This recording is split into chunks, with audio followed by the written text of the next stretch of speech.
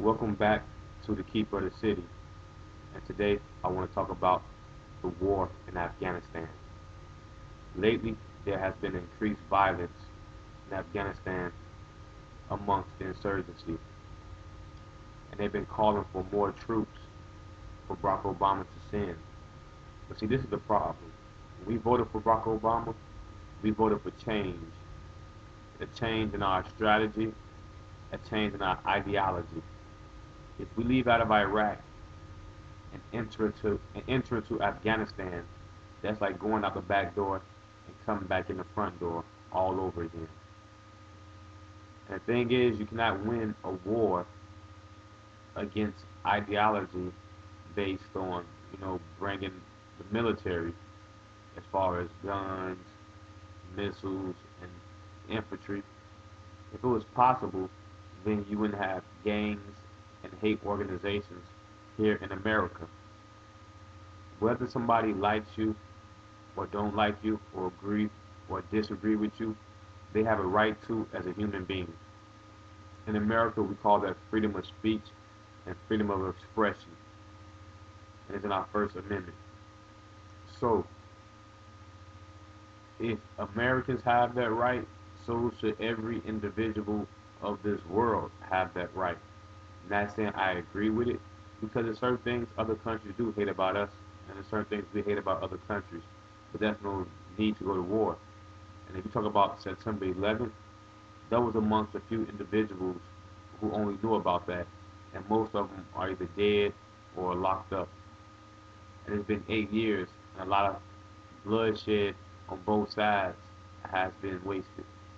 People who don't need to die have been slain, civilians, soldiers. So what I'm trying to say is, if we're gonna fight a war, it has to be a war of education. We got to communicate with the rest of the world. We have to build back up our ties with the rest of the world.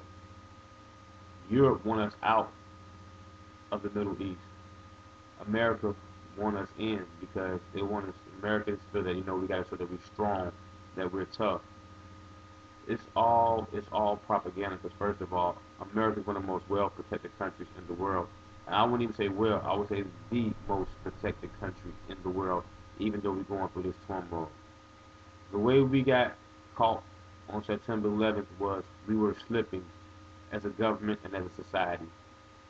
And once that happened, we opened our eyes up and we got our guards back up.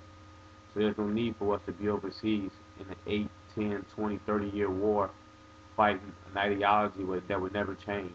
A person has the right to feel the way they feel, long as they don't act out in violence on it. And most of these people have no way of either coming to America or even ever hurting an American, except for the soldiers we put over there in harm's way for no reason. So what I am saying is I don't think Barack Obama should send more troops to Afghanistan. If anything, he should bring more troops home and start working on the home front, on our borders, on our education, on our criminal justice system, and everything else, our politics, our stock markets, everything else that needs to be paid attention needs to be home and be brought back and forth, focus, not war.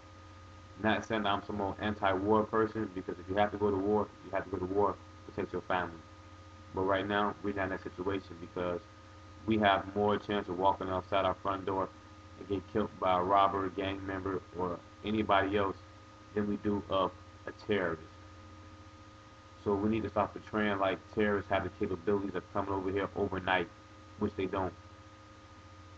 So the war in Afghanistan needs to be brought to an end. More troops need to be coming home from Iraq and Afghanistan.